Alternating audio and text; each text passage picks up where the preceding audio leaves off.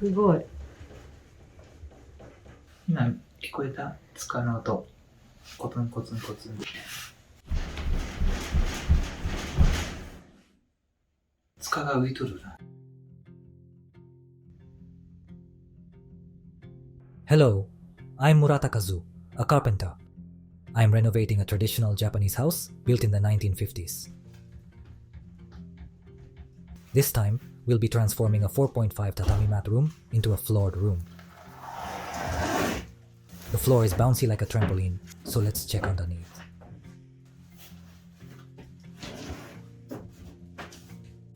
Since this is a rental property, we can't spend too much time or money on it. In just one day, we'll fix the subfloor, build a base, and replace the tatami with flooring.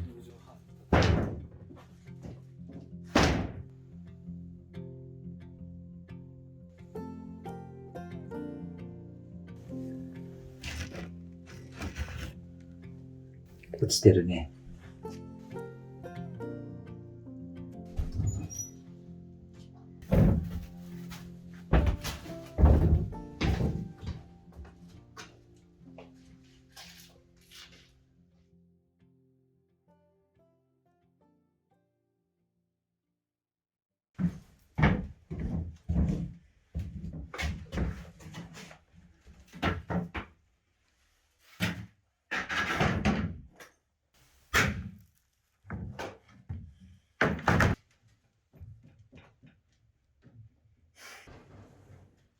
The beam joint was an IMO, a simple butt joint without processing. こ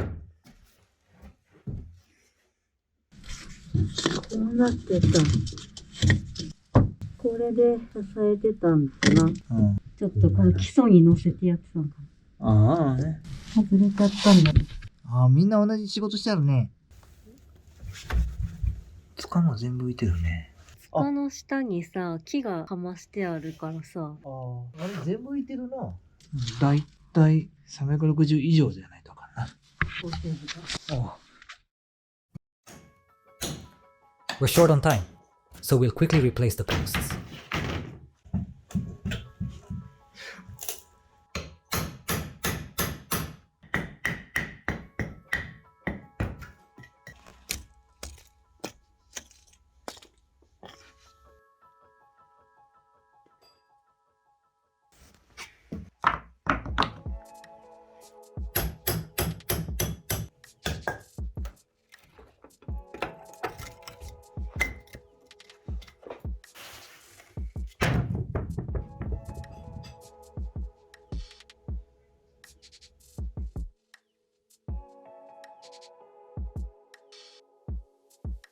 This time, we'll reuse the existing post bases.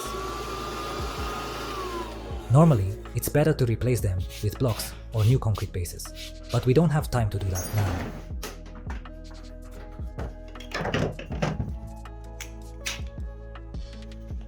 We'll grind the surface of the stone to make it level for the metal post bases.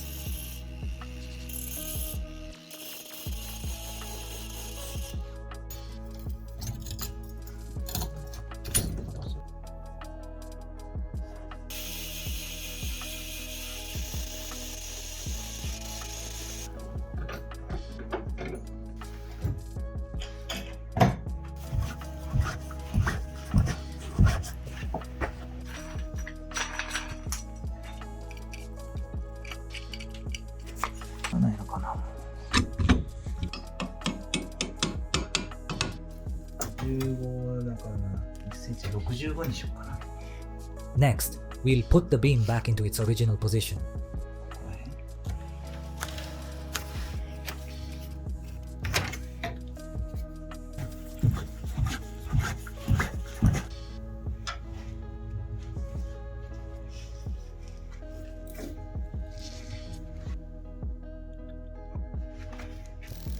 We'll secure the beam to the column with screws.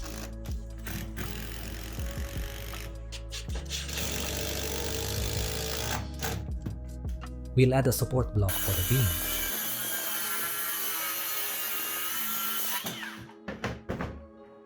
To prevent decay, we'll apply wood preservative.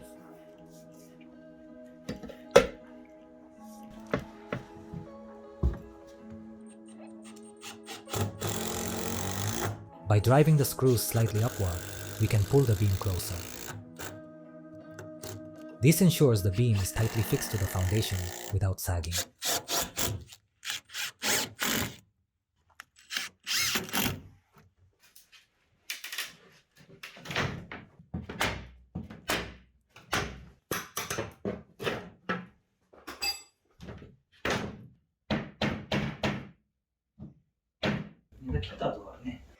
It seems someone cut the joist before, but no nails were used.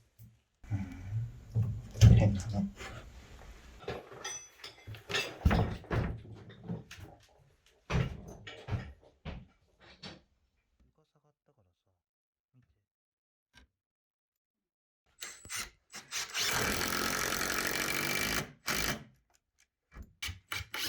To prevent the wood from splitting, we'll drive screws diagonally at an appropriate distance.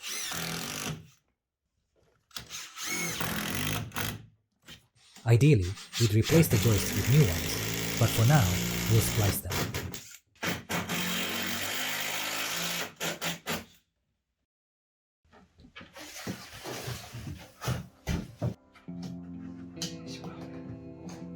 For leveling, we'll use a string line instead of a laser.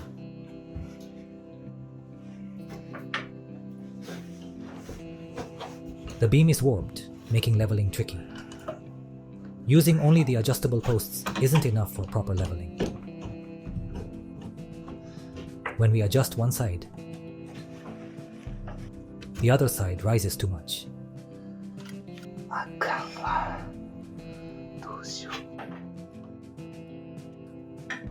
We'll search for the right balance.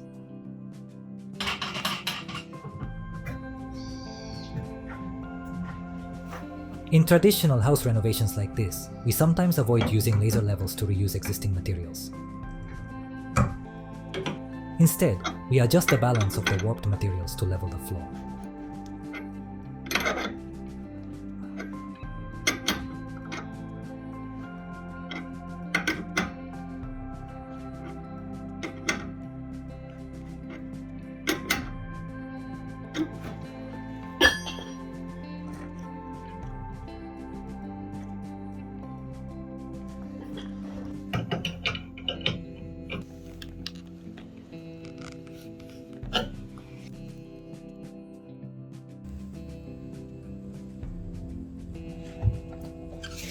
Ideally, glue should be applied first. However, this time we prioritized adjusting the posts and applied glue later. We use a small amount of glue to prevent shifting.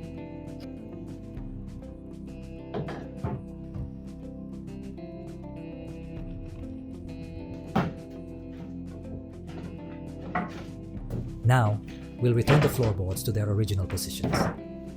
Since we forgot to number the boards when removing them, the order got mixed up. It took some extra effort to put them back correctly. The old boards have warped or expanded, so their thickness is not consistent. We'll sand down the uneven sections to make them flush.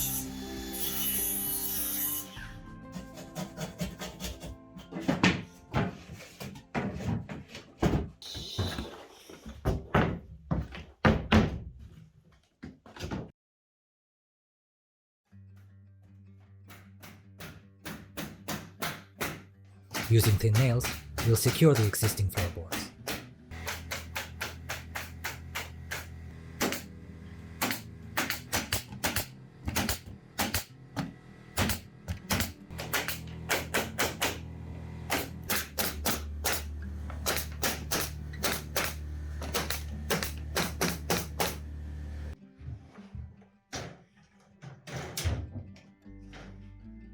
Next, we'll mark the position of the joists.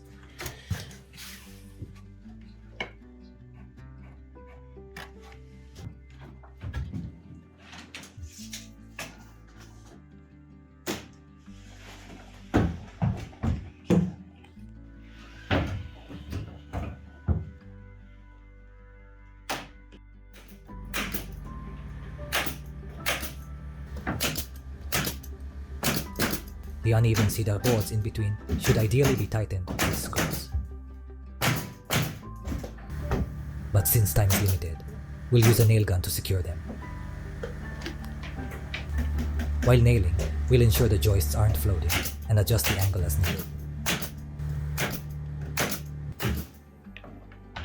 Thicker nails, such as 75mm or 90mm, are ideal for this work. However, to avoid splitting the existing joists, we'll use two thinner 65mm nails. We noticed from the beginning that this particular seal was lower than the others. Typically, the lowest point is used as the reference for setting the floor height, but in this case, using it as the reference would create too much unevenness in other areas. So, we adjusted the height of the joists here to balance everything.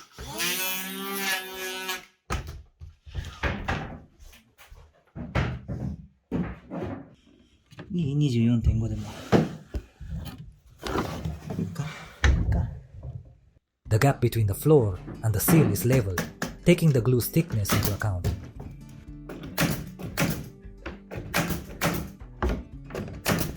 Sometimes, compromising in one area helps achieve a better overall result.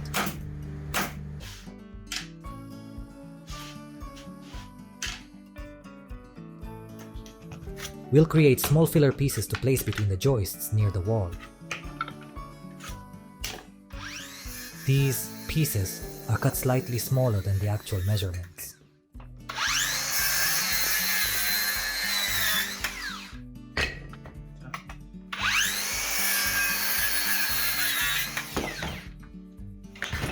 If the pieces fit too tightly, it becomes harder to install them, adding unnecessary steps. Finding the balance between not too loose and not too tight is key. Floors near entryways, especially near sills, are high traffic areas and prone to damage. Adding support pieces in these areas helps prevent sagging and is an important step.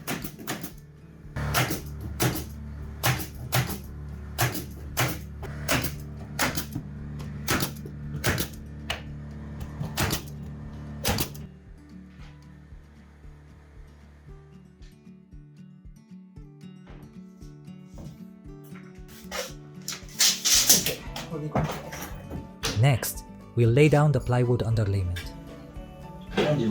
Ideally, this is the stage to add insulation between the joists. However, this is an older rental property, and the subfloor connects to neighboring rooms, so insulating only this room isn't practical.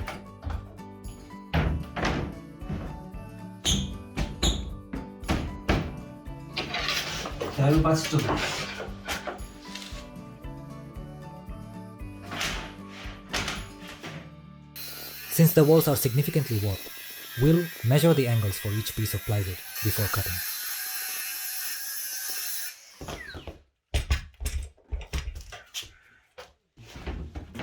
The plywood is installed in a staggered pattern, also known as bricklaying.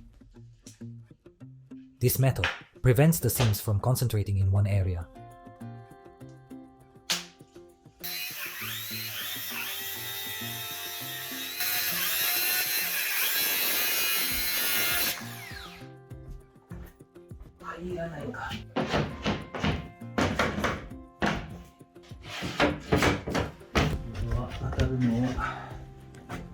The tatami border is extremely warped. We'd like a perfect fit, but to avoid floor creaks, it's better to leave at least a 1mm gap.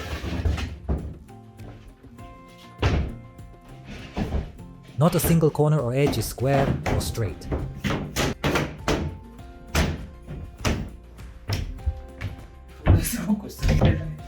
Each piece had to be checked for angles and warping individually.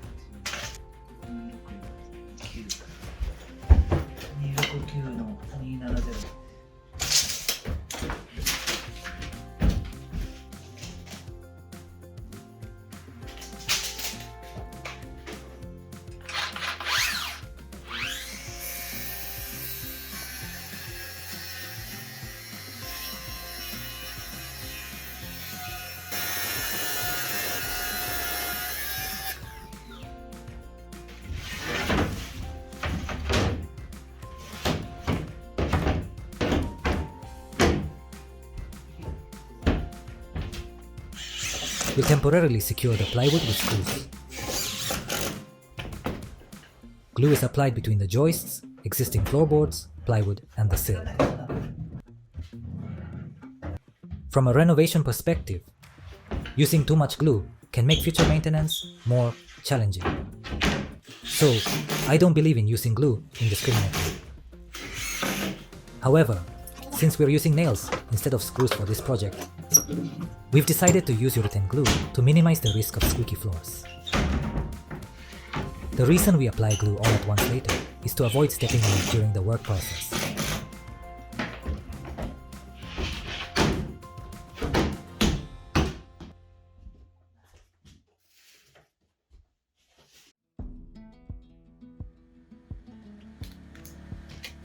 Some of you might be wondering, why not add insulation?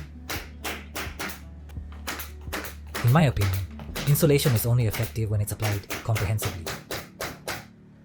Reducing heat loss is important, but if you only insulate the floor and not the walls, windows, and ceiling, the effect is minimal. For this project, we prioritized budget and speed. Of course, I wish I could add insulation, but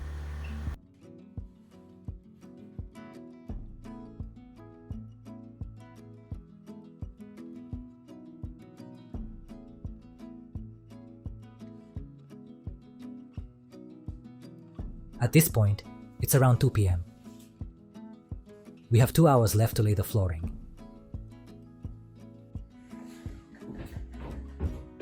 When aligning the first row of flooring with the wall, there are 2 methods: measuring with a tape measure or using the scribe method. The scribe method involves transferring the wall curve directly onto the flooring material.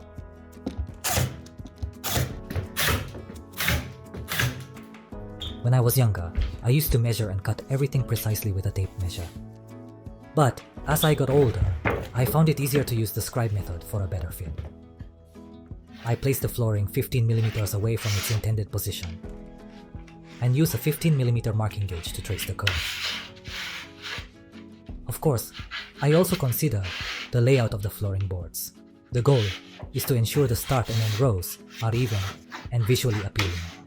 That way, the overall finish looks clean and professional.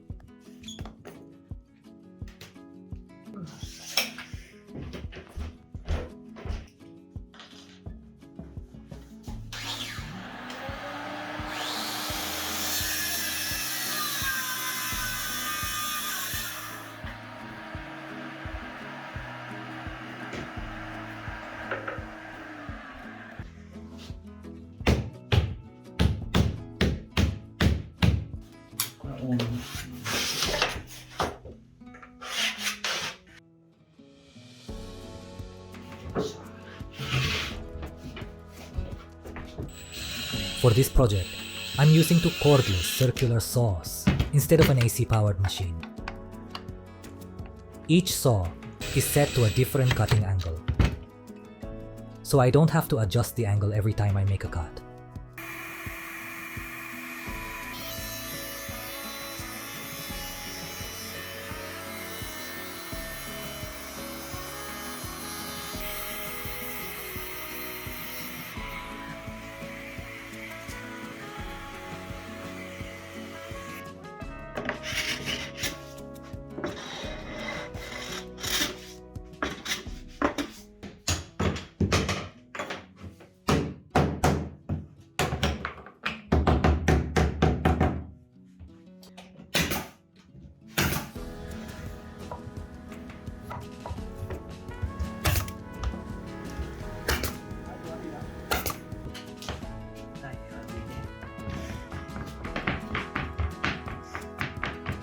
When starting, the first and second rows are done together.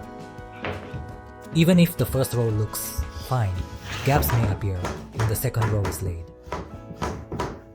It's not until the second row is perfect that I can relax. The first rows went smoothly.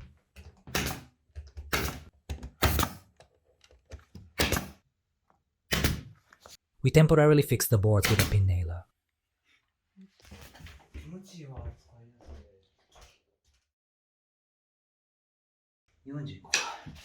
We're running out of time.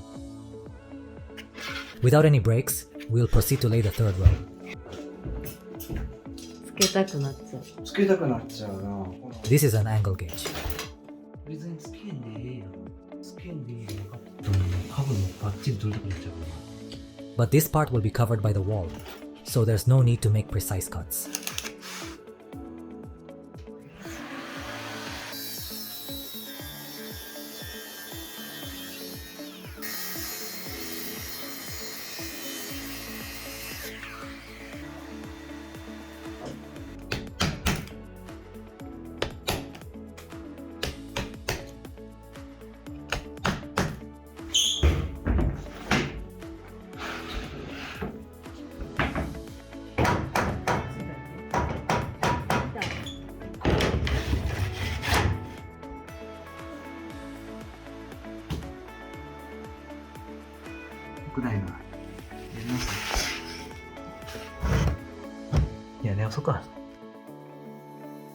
Since this part will be visible, even the smallest gap, like a strand of hair, is unacceptable.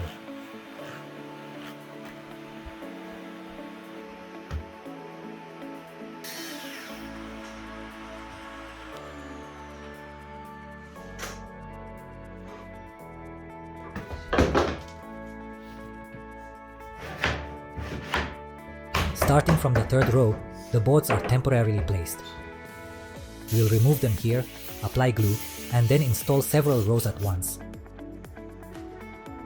Why don't we glue and secure each row as we go?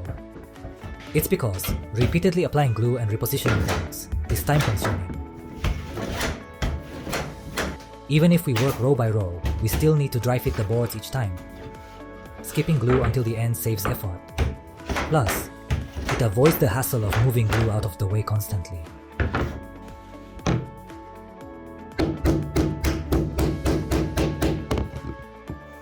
Urethane glue can be troublesome if spilled or stepped on.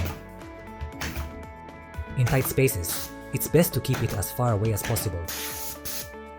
When aligning the short edges of the flooring boards and the underlayment, we make sure the seams don't overlap. Normally, using a random staggered layout for the boards might be better than the standard staggered pattern. Next, we'll mark the final row for cutting. This area will have baseboards and trim installed later, so even a 15mm gap will be hidden. Still, knowing it won't be seen, I can't help but want to fit it perfectly.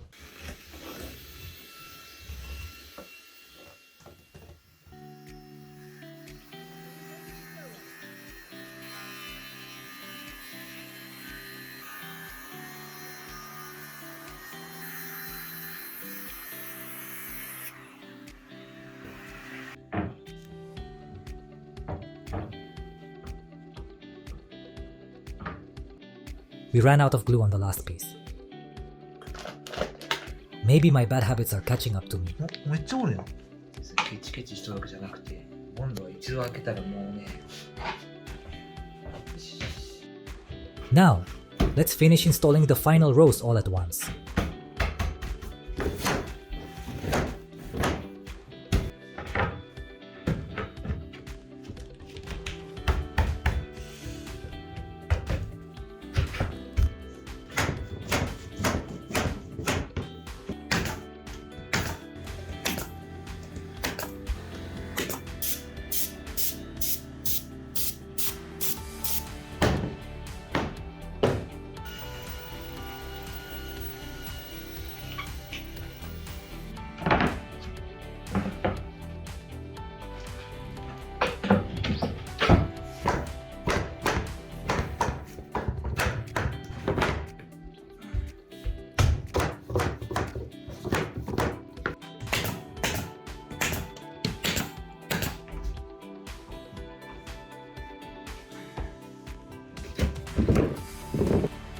When finishing, the last two rows can be aligned at the top like a mountain, then pushed down together to install them in one go. This method is easier but has some downsides, like not being able to nail the second to last row. Also, it forces the boards into place, which can cause issues later. If the boards are forced, they might lift or warp over time. We'll carefully close the gaps by shifting the board slightly.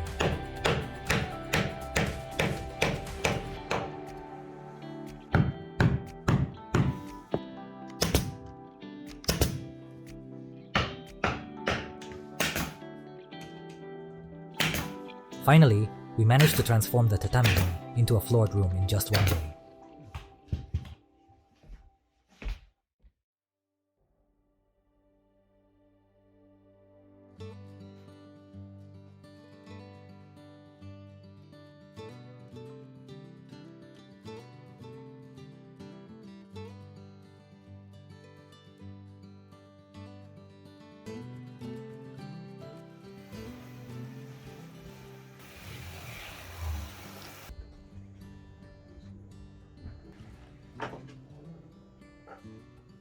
Next, we'll replace the ceiling in this room.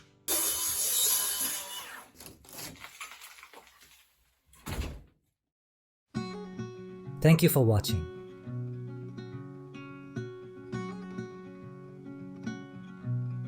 Please subscribe to the channel.